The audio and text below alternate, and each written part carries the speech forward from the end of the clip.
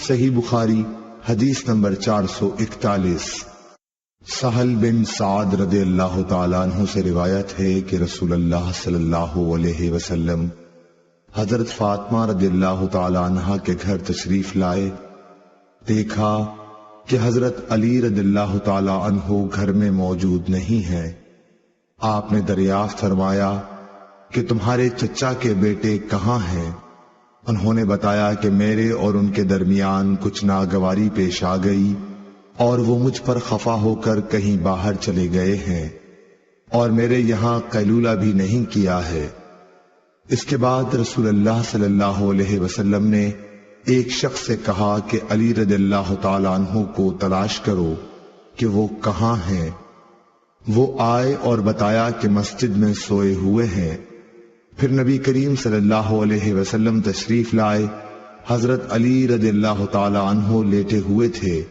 چادر آپ کے پہلو سے گر گئی تھی اور جسم پر مٹی لگ گئی تھی۔ رسول اللہ صلی اللہ علیہ وسلم جسم سے دھول جھاڑ رہے تھے اور فرما رہے تھے، اٹھو ابو تراب اٹھو۔ صحیح بخاری حدیث نمبر 442۔ ابو حازم نے ابو ہریرہ رضی اللہ تعالیٰ عنہ سے روایت کیا ہے کہ آپ نے فرمایا کہ میں نے 70 اصحاب صفہ کو دیکھا کہ ان میں کوئی ایسا نہ تھا جس کے پاس چادر ہو، فقط تہبند ہوتا یا رات کو اوڑھنے کا کپڑا جنہیں یہ لوگ اپنی گردنوں سے باندھ لیتے۔ یہ کپڑے کسی کے آدھی پنڈلی تک آتے اور کسی کے ٹخنوں تک۔ یہ حضرات ان کپڑوں کو اس خیال سے کہ کہیں شرمگاہ نہ کھل جائے اپنے ہاتھوں سے سمیٹتے رہتے تھے۔ صحیح بخاری حدیث نمبر 443۔ جابر بن عبداللہ رضی اللہ تعالیٰ عنہ سے روایت ہے، وہ کہتے ہیں کہ میں نبی کریم صلی اللہ علیہ وسلم کی خدمت میں حاضر ہوا۔ آپ اس وقت مسجد میں تشریف فرما تھے۔ بصر نے کہا، میرا خیال ہے کہ محارب نے چاشت کا وقت بتایا تھا۔ حضور اکرم صلی اللہ علیہ وسلم نے فرمایا کہ پہلے 2 رکعت نماز پڑھ، اور میرا حضرت صلی اللہ علیہ وسلم پر کچھ قرض تھا جسے آپ نے ادا کیا اور زیادہ ہی دیا۔ صحیح بخاری حدیث نمبر 444۔ ابو قتادہ سلمی رضی اللہ تعالی عنہ سے روایت ہے کہ رسول اللہ صلی اللہ علیہ وسلم نے فرمایا، جب تم میں سے کوئی شخص مسجد میں داخل ہو تو بیٹھنے سے پہلے 2 رکعت نماز پڑھ لے۔ صحیح بخاری حدیث نمبر 445۔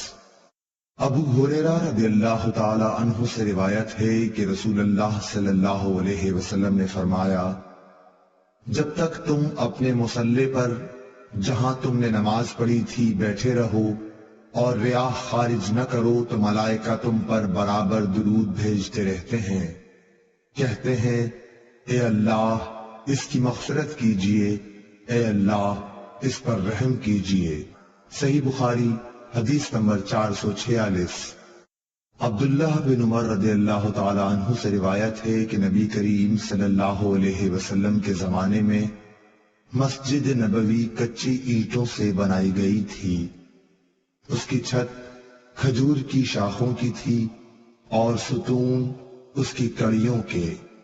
حضرت ابو بکر صدیق رضی اللہ تعالی عنہ نے اس میں کسی قسم کی زیادتی نہیں کی، البتہ حضرت عمر رضی اللہ تعالی عنہ نے اسے بڑھایا اور اس کی تعمیر رسول اللہ صلی اللہ علیہ وسلم کی بنائی ہوئی بنیادوں کے مطابق کچی اینٹوں اور کھجور کی شاخوں سے کی، اور اس کے ستون بھی کڑیوں ہی کے رکھے۔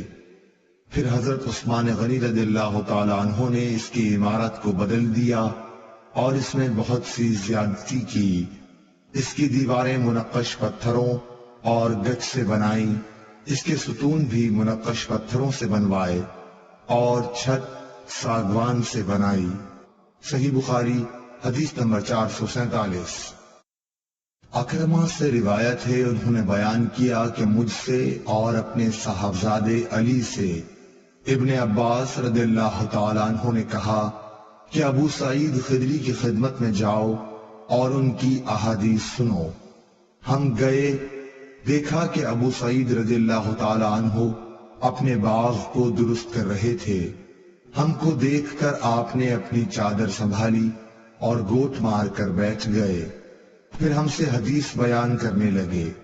جب مسجد نبوی کے بنانے کا ذکر آیا تو آپ نے بتایا کہ ہم تو مسجد کے بنانے میں حصہ لیتے وقت ایک ایک اینٹ اٹھاتے، لیکن عمار دو دو اینٹیں اٹھا رہے تھے۔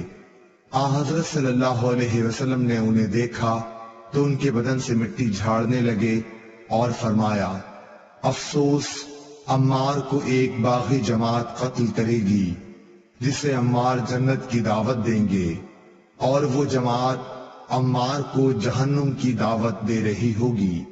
ابو سعید خدری رضی اللہ تعالیٰ عنہ نے بیان کیا کہ حضرت عمار کہتے تھے کہ میں فتنوں سے خدا کی پناہ مانگتا ہوں۔ صحیح بخاری حدیث نمبر 448۔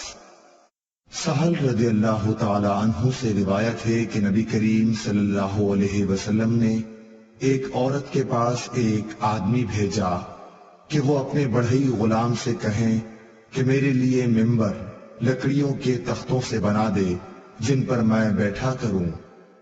صحیح بخاری حدیث نمبر 449۔ جابر بن عبداللہ رضی اللہ تعالی عنہ سے روایت ہے کہ ایک عورت نے کہا، یا رسول اللہ صلی اللہ علیہ وسلم، کیا میں آپ کے لیے کوئی ایسی چیز نہ بنا دوں جس پر آپ بیٹھا کریں؟ میرا ایک بڑھئی غلام بھی ہے۔ آپ نے فرمایا، اگر تو چاہے تو اس نے ممبر بنوا دیا۔ صحیح بخاری حدیث نمبر 450۔ عبید اللہ بن اسود خولانی نے حضرت عثمان بن عفان رضی اللہ تعالی عنہ سے روایت کیا ہے کہ مسجد نبوی کی تعمیر کے متعلق لوگوں کی باتوں کو سن کر آپ نے فرمایا کہ تم لوگوں نے بہت زیادہ باتیں کی ہیں، حالانکہ میں نے نبی اکرم صلی اللہ علیہ وسلم سے سنا ہے کہ جس نے مسجد بنائی بقیر، راوی نے کہا میرا خیال ہے کہ آپ نے یہ بھی فرمایا کہ اس سے مقصود اللہ تعالیٰ کی رضا ہو، تو اللہ تعالیٰ ایسا ہی ایک مکان جنت میں اس کے لیے بنائے گا۔